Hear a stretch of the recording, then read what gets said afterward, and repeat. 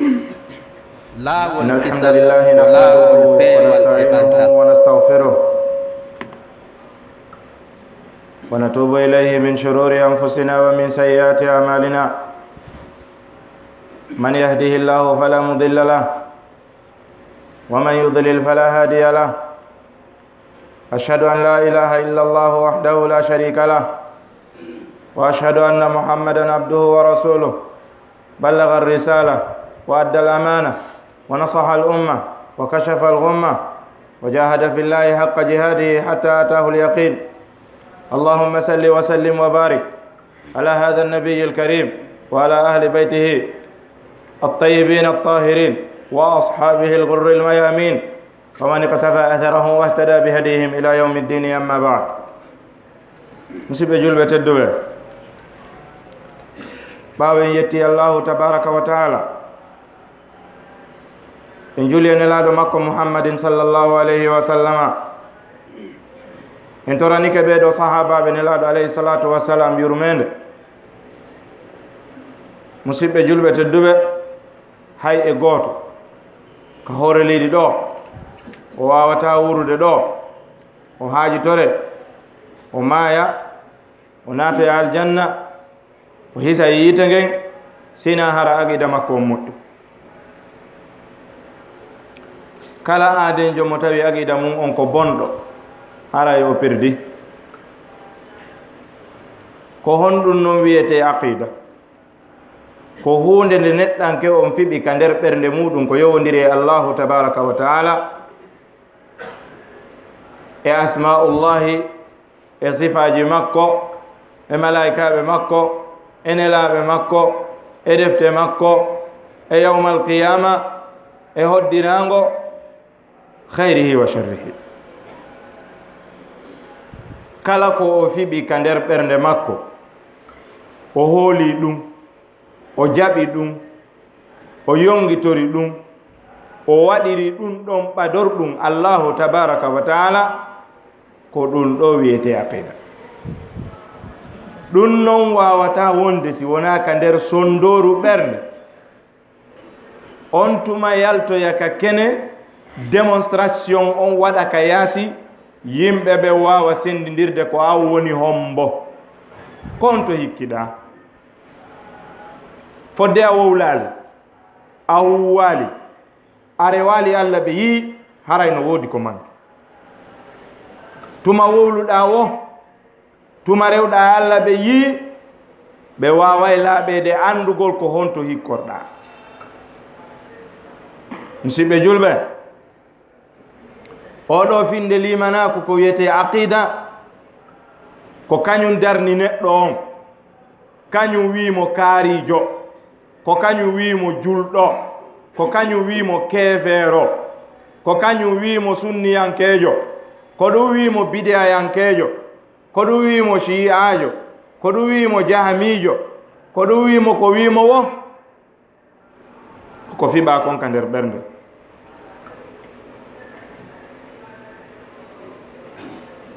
Allah Allah fi aqidatina,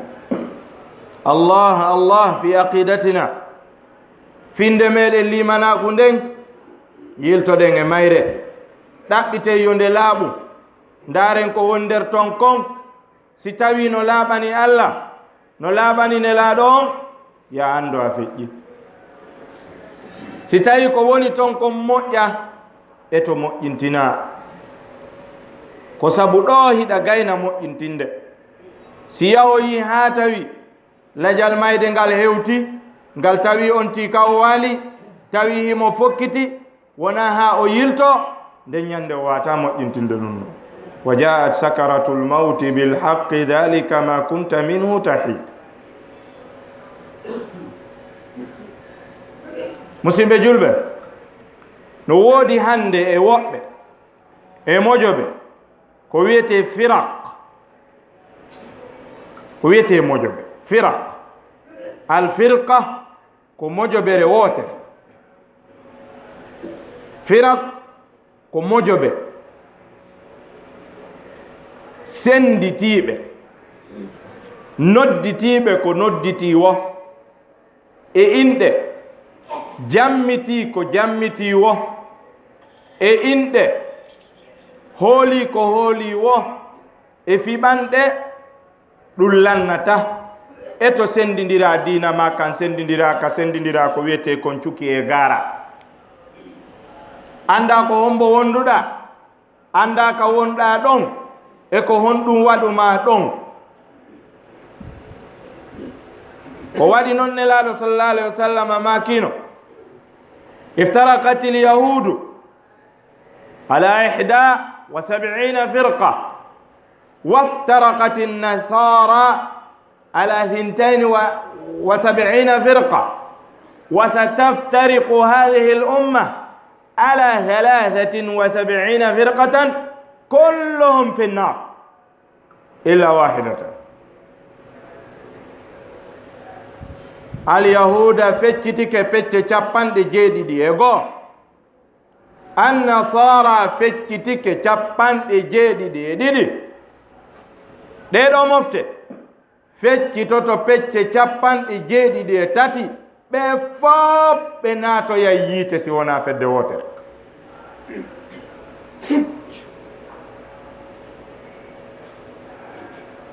ɓe wiya ko homɓe woni ɓen daɗay ɓe nelaɗo maaki ko ɓen taway ɓe hino e dow ko min mi woni kon hande e sahabaɓe am ɓen ma ana alayhi lyawma ɓe maaki wa ashabi e sahabaɓe am ɓen ɓe wiyali badu ashabi ɓe maaki wa ashabi e sahabaɓe am ɓen ɓe wiyali yoga e maɓɓe wa ashabi e sahabaɓe am ɓen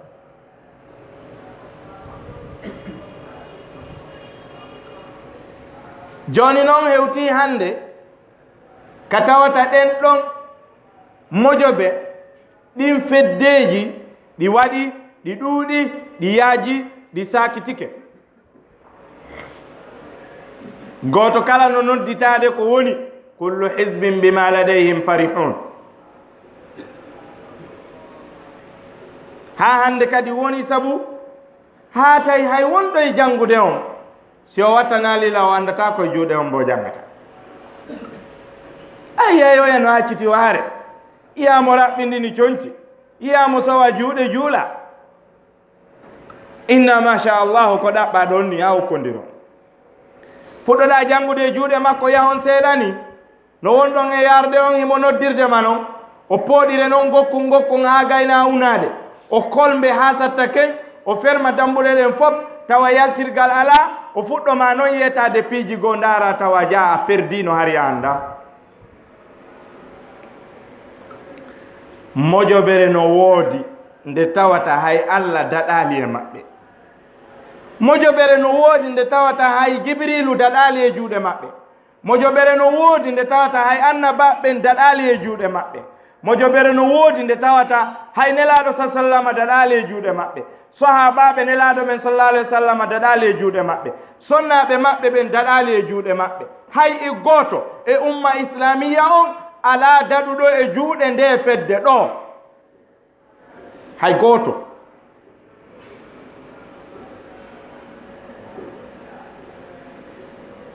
hay hakkunde maɓɓe kamɓe on nde fedde ɗo hinde wooda hiɓe men hiɓe jeeya kadi e ɗenɗe meɗen wimi e hi ɓe jeeya ton tawa kadi koɓe tugale nder ton tawata Allah subhanahu wa ta'ala taw ɓe fuɗɗoranimo taw wondema Allah ko majjowo hunde si o andoyande Allah andata hunde nden si wona tuma nde waɗi ko si nde waɗi o ndaara o tawa nde ɗo no hawri hinde laɓayo nde wonu nde ɗo hawrande laɓaka ma nde moƴƴanaɓe o ittande na yayi ndaaroyon deftere no wiye mabahithun fi ulumi alquran karamo kojo windude nden ko Mannaul Qattan o wiyete ɗaɓɓitoye nden deftere oɗo waɗi si ɗe wolde inde deftere nden ko fi yonti heɓu kawa yaha o yiltitoyo ya e ndaro yon ɗon bab annasikh wal mansukh ka montugol ayeje ɗen ka qur'ana no monta qur'ana no monta hadis no monta hadis no monta aya qur'an ya e ndaro yon ɗon ka dambugal monti e monta Allah wi ma nansakh min ayatin aw nunsiha na'ti bi khairin minha aw mithliha min itata ayawal ma min yejjintinengal yo muhammadu si wona min addante ɓuri maggal ma sifa maggal tigiri kono min addata ko jasingal ba senditama woɓɓe go wi allah no waɗa nasikh e mansukh no monta no tabiti ahlusunna wal jamaa ɓen ɗum no tabiti allah no monta goɗɗum watta goɗɗum ko ɗum qur'ana o wiye yahud wi o woye allah watta nasikh e mansukh si o wi allah no waɗa nasikh e mansukh mana monti e monta allah no monta goɗɗum watta goɗɗum hara e wi allah timma ko ɗum waɗi simo montude ɓe riwi rafida ari no allah no monta hiɗen jaɓi ɗum ɗo kono allah andata wonde sina tuma nde waɗi athbatu lillahi albada'a kalima bada'a on ɓe tabintinanimo allah kono wiyete bada'a on kalima on ko firi ka arabu ko alzuhuru ba'da alkhafa hunde nden feeña ɓaawo nde on tigi majjanonde hari mi andano ɗum ɗo woniri ni wiyete bada'a alzuhuru ba'da alkhafa hari hunde no wirni nde ara nde feeñan rafida wi la allah monte kono noon o andata hunde sina tuma nde waɗi ko si o waɗi nde jama o darata ɗum ɗo no heƴa o acca si heƴata o itta ya salam hay allah daɗali e juuɗe maɓɓe seydina jibril alayhi salam daɗali e juuɗe maɓɓe allah subhanahu wa ta'ala mo wi ko oɗo woni karamo ko nelaɗo sallllahu alayhi wa sallam nazala bihi ruhu l aminu ala qalbika litakuna min almundirina bilisanin arabiyyin mubin nazala bihi arruhu l amin ɗum ko seydina jibril hoola ɗon arruhu l aminu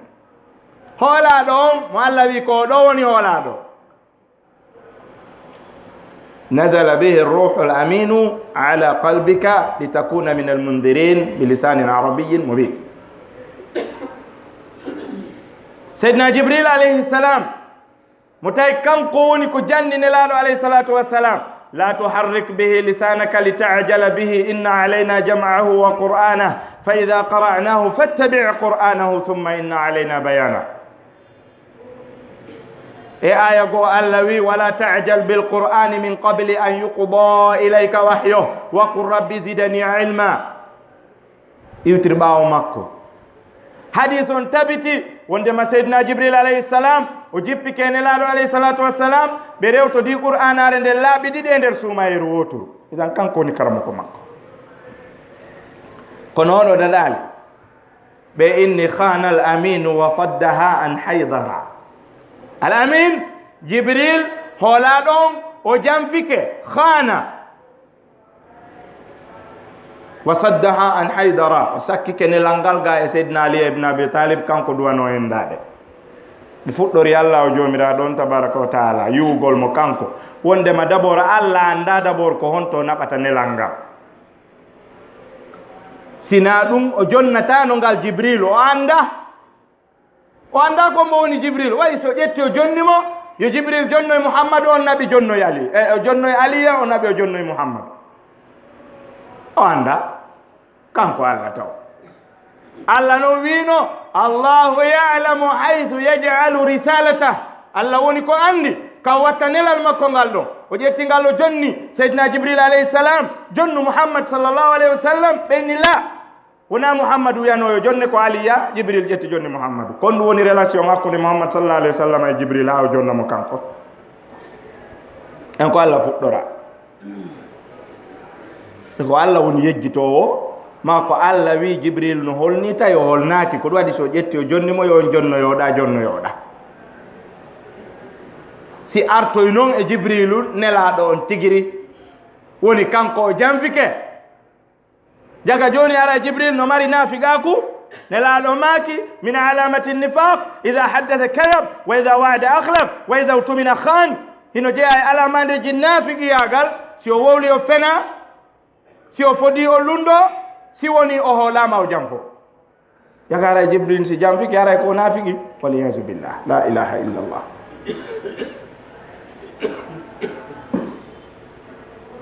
watani la musidɓe julɓe goto kala yiltito e aqida makko o jinsitamo moƴƴa o ndaara so tawi ɗum ɗo tigi tigi on hino waali ka nder ɓernde makko nder ton hara yo wulu bone mum hay goto dalaali edi ko ɓeɗo ɗiɗo fuɗɗora tawi hay goto daɗaali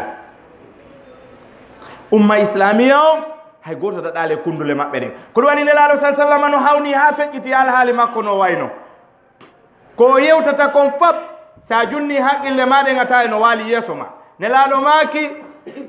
makari seydina muadi bine jabal amsik aleyka hada jogo ngal ɗengal ma seydina muadi bine jabal maaki a inna la muakhaduna bima naqulu ya rasulallah ene allah nangitira en ko yewteten ko yo nelaɗo maaki thakilat ka ummuka ya muad nene ma wasima yo muad wa hal yakubbu nnasa ala wujuhihim aw ala manakhirihim illa bi hasaidi alsinatihim ene yimɓe hippiroyte geece mum ɗe yawmal qiyama ma jubuji tiiɗe mum ɗen si wona ko faggitoto ɗum ndende maɓɓe ɗen kon aljawabu la ɗo nelaɗo jaabi Muaz bin Jabal yallina konngol ngol wowli ɗo ko ɗum wowli ɗo ko ɗengal ngal wowli ɗum ɗo ɓernde nden fiɓi ɗum ko ɗum waɗi si allah wi ɗum ɗo fof ko landitoyte ɗum inna sama wal basara wal fuada kullu ulaika kana anu mas'ula gite ɗe wo noppi ɗi wo nde ɓernde ko nde soomi nder ga kon landitoyte yawmal qiyama moƴƴintin aqida ma o ga ɗum hara yiɗa hulana hara hulana wota yango mere wota perdu yawmal qiyama ɓe natani nelaɗo sallllahu alayhi wa sallam ɓe wolanimo konngol direct ya rasul allahi laqad akhtata khata'an kabira lima kharajta min addunia walam tusi ila ahad eppa yew nelaɗo eppa falji faljele hulɓininde kon ɗum yaltanɗa e o aduna wasiyaki hay goto yolontoma ɓawo maɗa anta tatahammalu balbala hadihi l umma wa tatahammalu baya'a hadihi l umma ko an woni ko fawti yeɓare oɗo aduna ko woni e yeɓade kon fof koye ma woni ko an woni ko fawti hala ko yehi ko jama woni e halkade kon fof min fawima ko an woni responsable saabu ko an yalti e aduna on a yetaki men si tawi feƴƴi e ma ko oɗo laamoto la ilaha illa llah hayne laaɗo daɗali allah wino wama atakum rasulu fakhuduhu wama nahakum anhu fantahu ko nelaɗo jonni on jaɓe ko haade o gemum acce allah yilti wi to wa amruhum shura baynahum fiyake maɓɓe on laamateri maɓɓe ndin ɓaawo maɗa ɗum ko hakkude maɓɓe accuɗuɓe mum kamɓe yewta hakkudeji maɓɓe toon ɓe fottamo ɓe ƴetti o ɓe joƴƴinamo nelaɗo daɗali ha tawi hande kadi ko kanko tigi wona e hoynede ɓeyni nelaɗo sallllahu alayhi wa sallama o yiidi e sonnajo waɗɗo zina ɗum ko nene aicha radiallahu taala anha ya subhanallah qur'ana jippo suratu nuri ara ayeje yahayɗe 10 jokkodirɗe laɓɓini nene aicha radiallahu anha fawqa 7 samawat ɓeyni o woye aicha waɗi zina ko allah wowli ko nano woni saabu ɓe yeddi aya qur'an allah wi nene aicha ko laaɓuɗo allah inni nene aicha tawakay ɗum allah waɗi sharia e wowluɓe nene aicha ɓen fof koɓe pooɗeteɓe waɗe loyru 80 rafida ɓe ari ɓe wi o aicha waɗi zina muhammad sallallah alayhi wa sallam rendi e waɗɗo zina o ronkimo wadde hidde o fiɗalimo kaaƴe ha o maayi la ilaha illallah أين أنتم من هؤلاء؟ ماذا تعتقدون فيهم؟ مسلمين هؤلاء؟ لا. ما تقولون فيهم؟ ما تقولون في من يصب رسول الله صلى الله عليه وسلم، من يصب عائشة رضي الله عنها الطاهرة بنت الطاهر الصديقة بنت الصديق. كنوا ويدون يو ينو عائشة رضي الله عنها، عائشة لا بدو قد الجو لا بدو قد الجو سيدنا أبو بكر الصديق رضي الله عنه سنة جنلال صلى الله عليه وسلم ألا جودة أينها سود نلال صلى الله عليه وسلم تونا كما كو قرآن وني جيبالي ألا جنتو وندي ما قرآن أرنو جيبالي كعائشة ويا يوتيني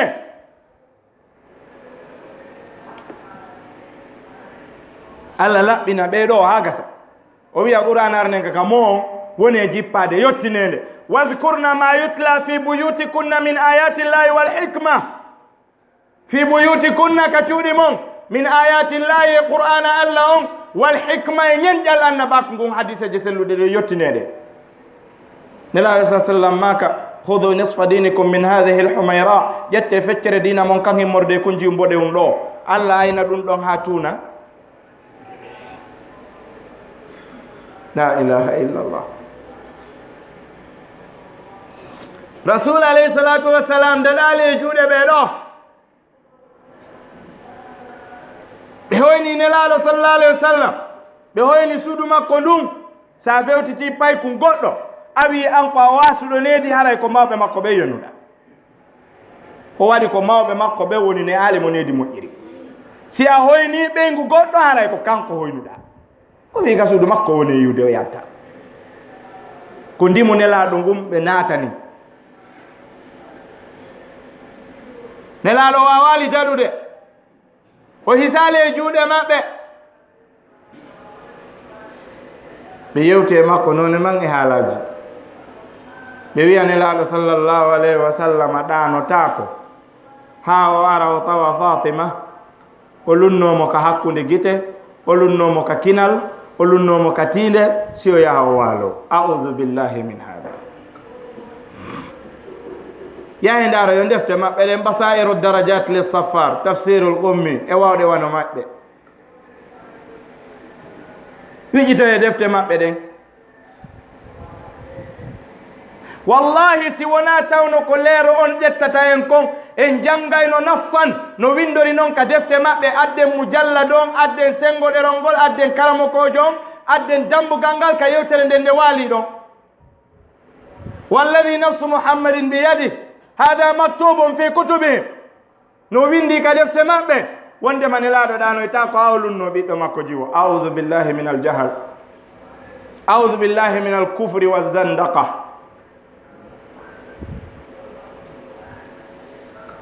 hada ta'nun fi rasulillah wa fi irdi rasulillah. Seydina Ali ibn Abi Talib daɗaali ay ko ɓengu makko yenna o daɗaali joni ko Seydina Ali a woni tafe ko Seydina Ali a woni mo jalousata a'udhu billahi min hadha al-kalam.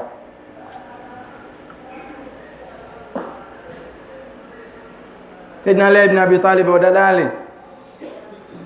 ɓeni meɗen yiɗuma meɗen hoolima meɗen teddima ko a woni imamujo amen o ko a woni laawol on ɓe yawoya ɓe yilti ɓe wi ko a remplacé Allah e hoore leydi ɓe yawoya ɓe tawi ɗum ɗon no fanɗi ɓe wi anta ko a woni an mana ko a woni reweteɗon ko a woni Allah.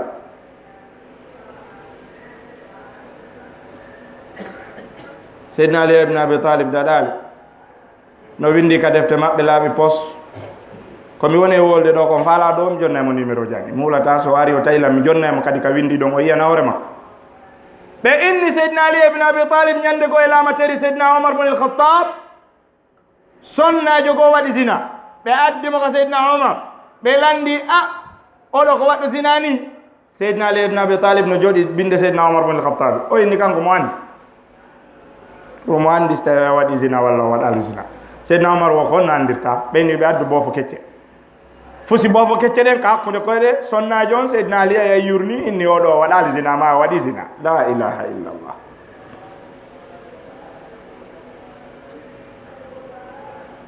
tawata miwo anwo haray en nefini e sifa ɗum ɗo si woni seydina ali ibn abi talib radiallahu an min ñirawo nelaɗo sallallah alayhi wa sallam e sirawo nelaɗo ƴettuɗo gueɗaljo makko woni o wowlama ɗum ɗo ko kanko le wiya ko imamujo maɓɓe ko masum ko renaɗo e waɗugol bone ko renaɗo e waɗugol bakkatuji jani e cewɗi si oɗo waɗi ɗum ɗo wiyama o waɗi no windi ka defte maɓɓe taw si haray ɗum ɗo wona bakkatu ni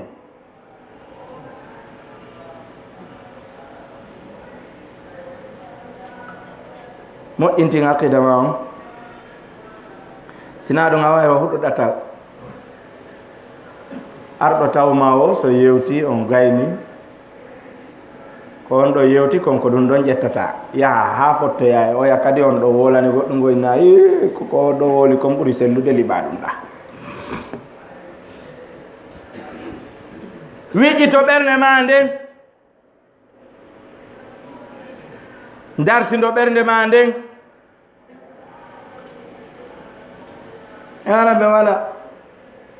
ɓe wullito ɓe inna seydna alusayn no wara ɓe soppito ɓe ɓarmina hoore maɓɓe ɓe piito ɓe ñalla e nange ɓe tallo ɓe wala piiji ɗin fof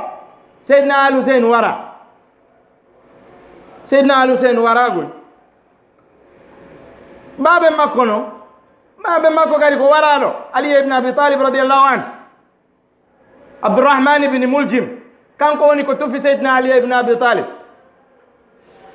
kono ɗon ɓe watta ɗum ɗo ko fi on ɗum noon ɓe waɗanta ka seydna alusayn e babajo olle o wiɗa wara o babajo on no ɓuuri ɓiɗɗo waɗi ɓawo allahu subhanahu wa taala ko nene makko e ɓe makko woni saabu warde aduna kono ma dhalik yufaddiluna alyawma alladi qutila fihi alhusayn badalan min alyawmi alladi qutila fihi abu hay goto hisali enen ko ono ɓen tahen nasib khud mala nasibi ma chita ƴettu e jawdi sunni yankejo yer ko falɗa o ko anje ka hakkille maɓɓe kamɓe ko wonɗo e yeyde madina ɗo ko fof kamɓe jeyi si ɓe naati ɓe ƴetta yer ko ɓe fala o ɓe yalta ɓe ya ko to langata ko ɓe ka hakkille maɓɓe ko ɗum ɓe jitti gueɗal ɓe mon ɓe sonnaɓe mon ɓe ɓe mari haqqe maɓɓe ƴettugol ɓe yaada e mum ha ka ɓe fala o goto landotako madama anta sunni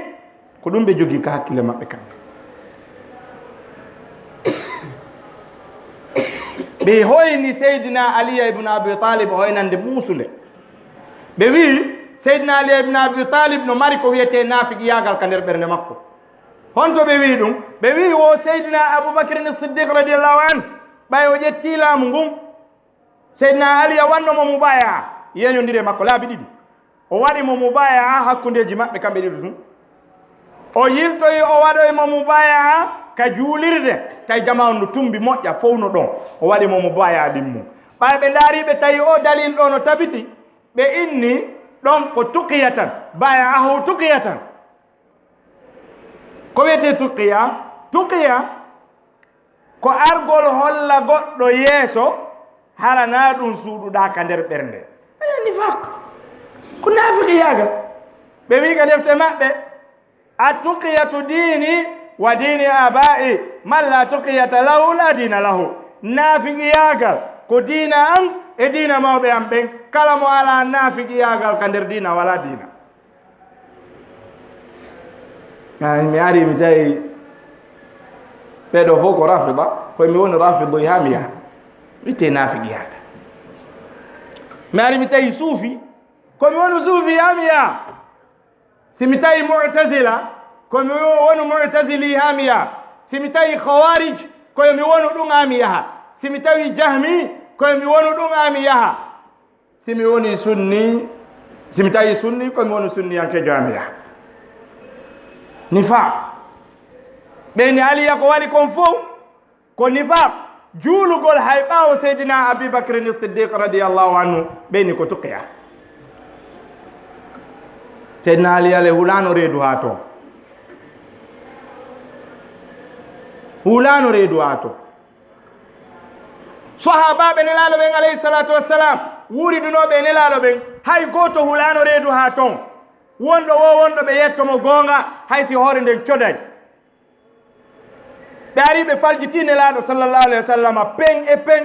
nelaɗo alayhi salatu wassalam julniɓe fanama alansara julniɓe darɗe ɗiɗi tawi ha timmi salmini yalti yehi soɓɓi ndi ka yaasi ɓe ndaari ndiri julde nden timmi no ende timmal de zuliyadayni o immi o yalti on ɗon ko nelaɗo jammirnomo zuliyadayni fof no mari juuɗe kono juuɗe makko ɗen no juuti ɓuri ka wowa andede ɗon juuɗe makko ɗen no juuti feƴƴiti ɓuri heddiɓe ɓen fof ɓe nelaɗo jammiri mo ni zuliyadayni o yalti o ari e hoore needi e deƴƴintinare o hawjali o sonkali o yennali o waɗali fus o ari o wi nelaɗo sa sallam ɓe makina o wi julde nden ɗuytama ka on falji nelaɗo maki wamadak kon ɗum woni ɗum oni on julni en darɗe ɗiɗi on salmini nelaɗo maki julde nden ɗuytaka mi fal jali ko ɗiɗi tulle wonta o ka tata ɓum ala toon ya imma julde nden ɗuytama maɗo nelaɗo falji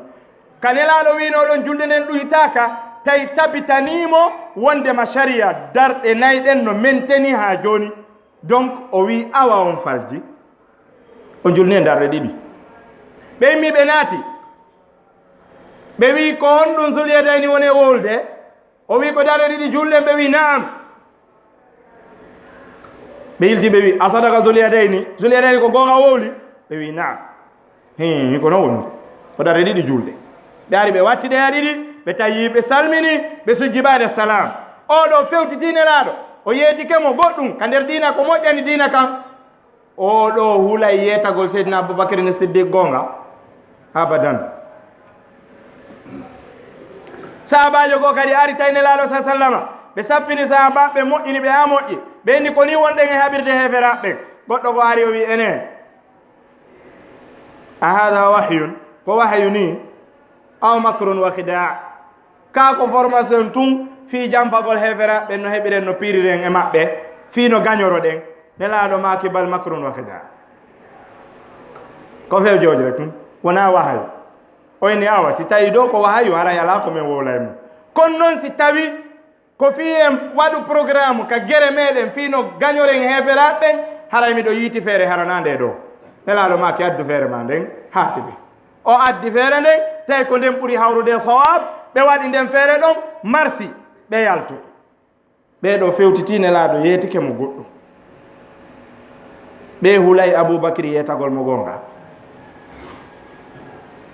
seydna ali ibne abi talib radiallahu an e nelaɗo sa sallama e seydna omar bun ilkhattabi aboubacry siddiq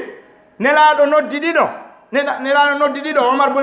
omar bun ilkhattabi e ousmane bun affan ɓe diisiniɓe fi ñawore aicha nde probléme aicha on ko aicha tukka omar bun ilkhattabi e ousmane bun affan ɓeni yoɓe deƴƴi nelaɗo inni yani ɓeeɗa sahabaɓe wi yo nelaɗo deƴƴu ha tuma allah addi ñawore mum nde o mana nelaɗo landiɓe ko honɗum o watta e fiyake on par ce que allah no wi nelaɗo yo diisinoɓe wa shawirhum fil amre si fiyake ari landoɓe fa ida azamta fatawakkal ala llah on tuma ɓe disini ɓeɗa ɓeyni joni gasi joni ma en tun deƴƴen ha allah adda ñawre mum nde ali ibne abi talib o wi nelaɗo min ɗo si komin mi accitaymo ngol ɗo konngol wadduno aicha radiallahu anha e ali ibne abi talib aicha jogui wondema ali ibne abi talib ko gaño makko si tawi aliya wi nelaɗo si kañum ɗum accitaynomo jaka mo yetade ko to makko yo accitumo kono tawi na ɗum ɗon aliya kañum fandi aliya ko fandi ko fiyo suudu annabajo laaɓu nelal ngal nde no yaha haray ngal laaɓi hara suno e jiɓa e fus alaka nder suudu to tawi ko ɗum ɗon aliya fandi si aliya wolani ɗum ɗo nelaɗo sal sallama oɗon kay fewtude aboubacry ne siddiq o yeytomo ajam fike kadabu alayhi ɓe feno ɓe fefindi e dow aliya ibne abi talib no heewi tef suwaruji ɗin no heewi tef ko wadda e nelaɗo ɓe retifiya nelaɗo sa sallama ko tawata wona wahayu few hara ko ra'ayu nelaɗo tun o jeyano e mum ko nelaɗo sa sallam nangi yimɓe ɓe makkatal mukarrama ɓawi o moɓidiriɓe o noddi aboubacry e oumar o wi ko onnu watten ɓe aboubacry wi acciten ɓe ɓe jannana en fayɓe men ɓen oumar wi tacciten leƴɗe dande maɓɓe ɓe ala o laare nelaɗo yaade feere aboubacry nde allah jeppino yayowal qouran o wi hanana de annabajo nde latantomo ɗahaɓe mana nangaɓe ha o ɗuɗɗina waraɓe ka hoore leydi ka ko faala ɗon ko alhaali aduna on am turiduna arada alhayati dunia ko jawle aduna faala ɗum aboubacry e nelaɗo sa sallam ɓe jooɗiɗa hiɓe fesa ɓayayowal ngal jippike omar bnil khattabi ari tawi ɓe ɗon o landi kori jang o tawti ɓe fesugol ngol o landiɓe nelaɗo maki mi wondiri on mo wonki hanki woni e juuɗe mum si tawno ko lette jippino hande ko an tun daɗaynoyo umar ngal no jeeya e ayeje 13 arɗe ka nder qur'ana umar wooli goɗɗum nelaɗo wola goɗɗum qur'ana wiya ko umar wooli konko gom ayatul hijab ko sabu umar bnil khattabi ɗe jippori o aro tawi yimɓe no waɗa naata yalta ka nder suudu nelaɗo o wi yimɓe no naata yalta ka maɗo hiɓe ɗuuɗi o inni sinno nun a wiyayno sonnaɓe maɓɓe yuɓe buumo o addi nde feere ɗo o fanki allah jippinoy ngal ya ayuha nabiyu qul li azwajika wa banatika wa nisai lmuminina yudnina alayhinna min jalabibihinna ƴe lannata ɓeɗo allah hawtiɓe o wi radiallahu anhum wa radu an allah weltoriɓe hefera ɓen ara wiya aboubacry e oumar ko naata ɓe yiite hiɓe mari du'a spécial himo wi e sonamay qouraish sanamuji ɗin ɗiɗi qouraish du'a on ko ni fuɗɗori allahumma al'an sonamay qouraish wa jibtayhima wa tagutayhima wa bnatayhima wa ifkayhima ɓe yaari noon ha du'a o lanni aboubacry ne siddiq omar bnil khattabi aicha radiallahu anha e hafsatu binte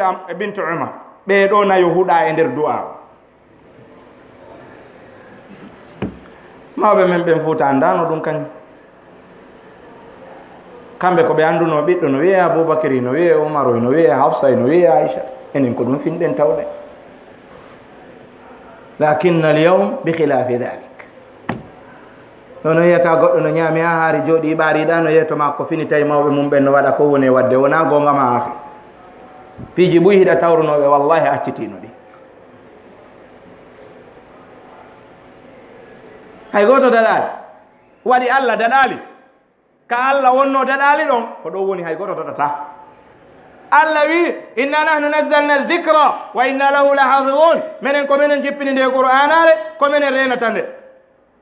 o yilti o wi la yatihi albatilu min bayni yadayhi wala min khalfihi tanzilu min hakimin hamid ɓe wi men nani kono allah men jaɓali ko fi hon ɗum nde qur'anare sansama nde ɓeyditama goɗɗum montama goɗɗum wattama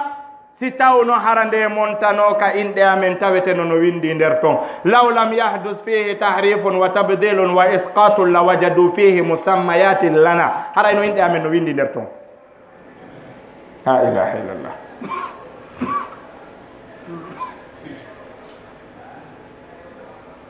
ɓe ndi o naani qur'ana no jippori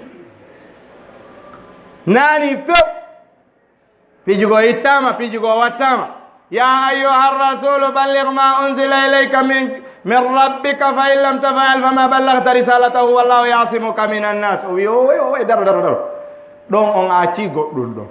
wokonno won toon ko ya ayuha rasulu balligh ma unzila ilayka min rabbika fi aliyin fa in lam tafal fama ballagta risalatahu wallahu yasimuka min annasi wo fi aliyin noon taƴama itta ko aboubacry e oumaru e zaydou bun sabit e ubayyin bini kaab kamɓe itti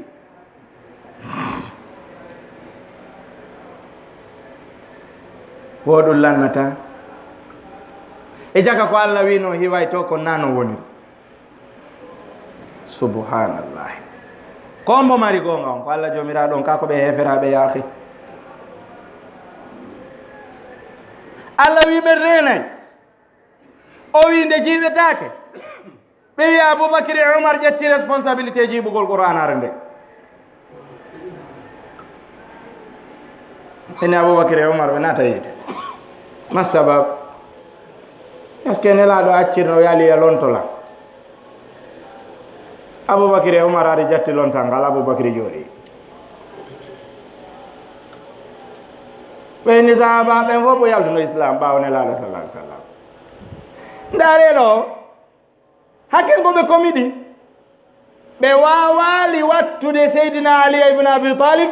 e geɗalɓe mum ɓen e nder ɓe yaltali l'islam ɓen Allah yejjintini ɓe ɗum ɗon few par ce que ko fenande ɓe woni ɓe wi foppu yaltuno islam si wona ɓe yoga Ammar bun Yasir, Abu Saydin al-Khudri,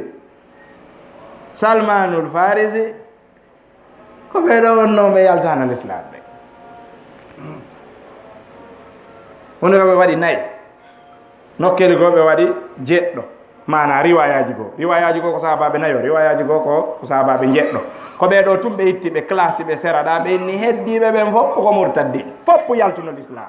joni noon ka ɓe wi kullu ɗon Ali ibn Abi Talib ko ɗon naati ɓayare o ma yaali subhanallah Allahul musta'an yo Allah yurme Allah famin en gonga Allah neni en gollitirgol gonga kala mo jangali haray jangali ka makko sa jangali hara perdi ko fiya ƴettay ɓiɓɓe ma ɓe naɓaɓe nokkeli go ara anda ɓe yaadi jangugol arabu ko arabu tum ɓe woni jangude ka ko diina kaɓe woni jannude ɗon est ce que a andi ko wona e jannede ɗon si jooɗoɗa mondidira so kehoye ma yoɓa mbuuɗi fanka est ce que a taskitoyke ko wona jangede ɗon ko est ce que a taskitike ɓe wonɓe jannude yettotoɓe ma kamɓe sinugol na probléme hay goto daɗaɓe samahatu cheikh Abdoulaziz bin Baz rahimahullahu taala o daɗaɗe Hasanul Wa'ili ñande go kanko e samahatu cheikh Abdoulaziz bin Baz ɓe jooɗi rafidi khabith ismuhu Hasanul Wa'ili ɓe jooɗi tawi koye débat islamique samahatu cheikh Abdoulaziz bin Baz no jooɗi yewtere nden fuɗɗa ɓe inni wo joni koyo ɓe yewtu fi ko yowodiri e qur'anare nden kon Hasanul Wa'ili wi wo joni yo qur'anare nde yewte ko woni dow kon hara firaka irbita ley ɓe wi awa probléme ala ɓe fottani e ɗum ɗo o wi awa joni ɓay en haaldi en fotti yo jange ko woni e dow qur'ana on kon fire ko woni dow kon hara irbitaka ley yaltine o kefeero ɗa o sappi samahatu cheikh Abdoulaziz bin Abdillahi bin Bas wo yo yaltine ko kefeero natoyo wo yiɗi son faala mi waɗana yon audio on jentitoɗo ɗon kadi fayi moye wolde ɗo kon fof la andi fimu min ɓeyni kayfa dalik on no wiruɗa ɗo samatu cheikh Bombaz ko kefeero hiɗa andi o woni mufti amel mamlaka al arabiyatu saudia ɗa andi ko remplaci makkatal mukarrama ɗo hiɗa andi ko kanko woni principal jamia islamia madinatu munawwara o indi kanko mo andi ɗum noon ɓeyni kon woni dalil ma on onni ka qur'ana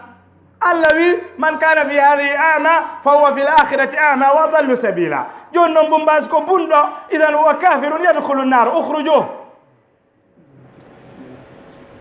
Allahu akbar Allahu akbar rahimaka Allahu ya samahata Cheikh Abdoulaziz bin Baz wa adkhalaka jannati naim sallallahu sallam wa baraka ala Muhammad wa alihi wa sallam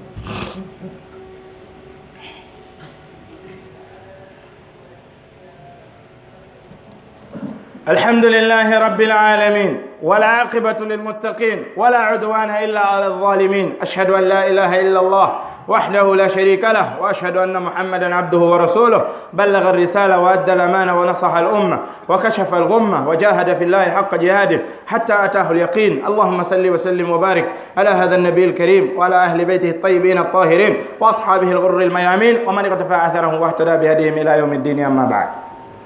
Allah jomiraɗo nangay bandi nelaɗo sa sallam maki inna allaha la yumli lidhalimi hatta ida akhadahu lam yuflithu Allah ne inanay bandiru ndunga waɗa ndu rap so nangi mo daɗata ndaro e deftere no wiye lillahi thumma litarikh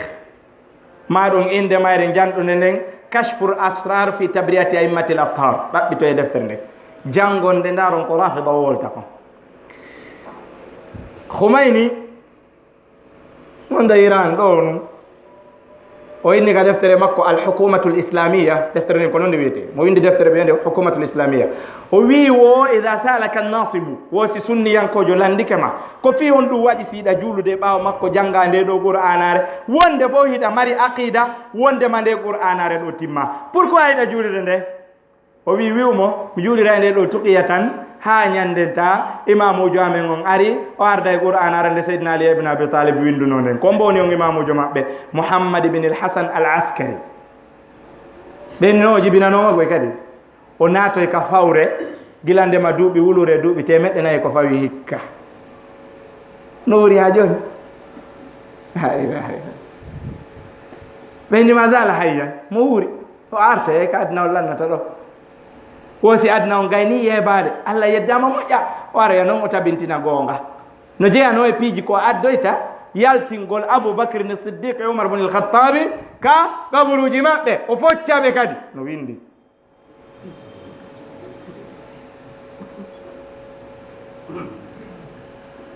no windi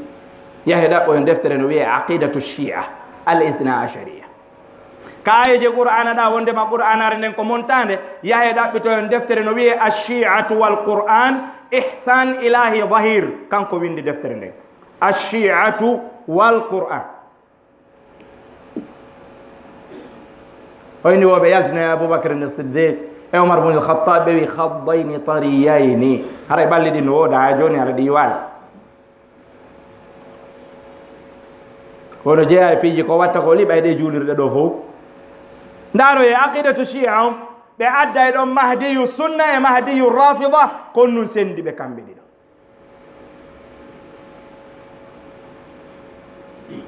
no yurmi ha ɓeyni ko ɗo ardoyta e qouranare me isa yoɓe juulir ndeɗa tun taw komayni wi woosi goɗɗo maayi o lootama o rondama mo fokkintina o yani ka leydi o naata yiite komayni wi ɗum wosi goɗɗo maayi o lootama o waɗama kasange o rondama mo naɓede surroye o yani mana o iwi ka keesuwal o yani ka leydi haray allah holliɓe wondema on ɗon ko naatoyowo yiite ndaare noon ko allah waɗi kon no hulɓini ha feƴƴiti humayni o maayi o loota o ronda ha gasi ɓe fokkiti yawgol jama on dogi ari memugol fure makko o waɗa tabarruku e muɗum ɓe gerdi e mum ha kasange on seeki e nder ko ɓe gerdata e mum kon o yowti toon o yani laabi ɗiɗi kasange on seeki awraji makko ɗi yalti ka kene kadi na windo e ka youtube windon ñande humayni surroyte ndaron ko waɗi kon ɗum ɗon shahidunahu bi ummi ayunikum on yiyana e hoore moɗo na goɗɗowol naw waɗi few o yani laabi ɗiɗi kasange on seeki fes awraji ɗin hunci ɗum sikki feƴƴigo jelu ka kanko wino yani tunde wote o yani noon laabi ɗiɗi o ɓeydano awraji ɗin hunci kanko ɗi makko ɗin hunci na timmi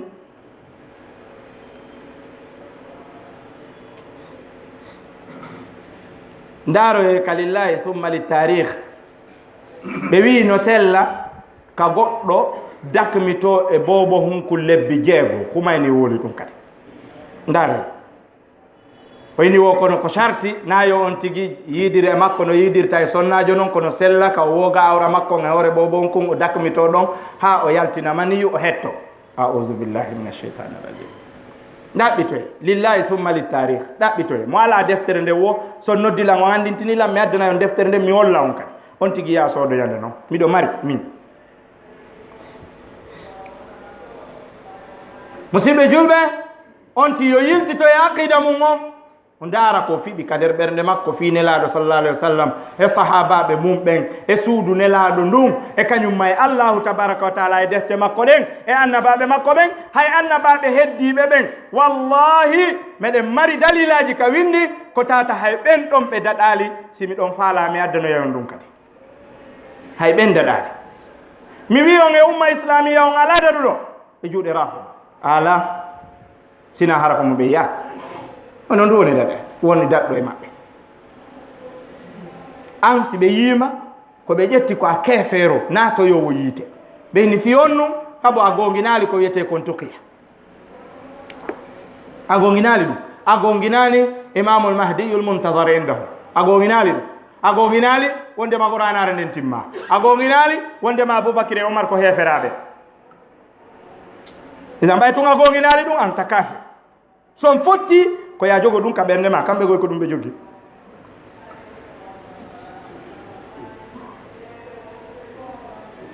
docteur mamadou ori bari ɓe maaki si goɗɗo no annduno ko hombo wiyete rafida hara ko tigi tigi tigi tigi tigi o salmintano ɓe hay salmingol ɓe so tawi ɓe hay wi gol be assalamu alaikum tayno be andaymo yalla yurme اللهم صل على محمد وعلى ال محمد كما صليت على ابراهيم وعلى ال ابراهيم وبارك على محمد وعلى ال محمد كما باركت على ابراهيم وعلى ال ابراهيم في العالمين انك حميد مجيد ربنا آتنا في الدنيا حسنة وفي الآخرة حسنة وقنا عذاب النار ربنا لا تزغ قلوبنا بعد إذ هديتنا وهب لنا من لدنك رحمة إنك أنت الوهاب اللهم أرنا الحق حقا وارزقنا اتباعه اللهم أرنا الباطل باطلا وارزقنا اجتنابه اللهم آمنا في أوطاننا وأصلح أئمتنا ولاة أمورنا اللهم إنا نسألك الهدى والتقى والعفاف والغنى اللهم آت أنفسنا تقواها وزكها أنت خير من زكاها أنت وليها ومولاها صلى الله وسلم وبارك على محمد وآله وصحبه وسلم تسليما كثيرا قوموا إلى صلاتكم يرحمكم الله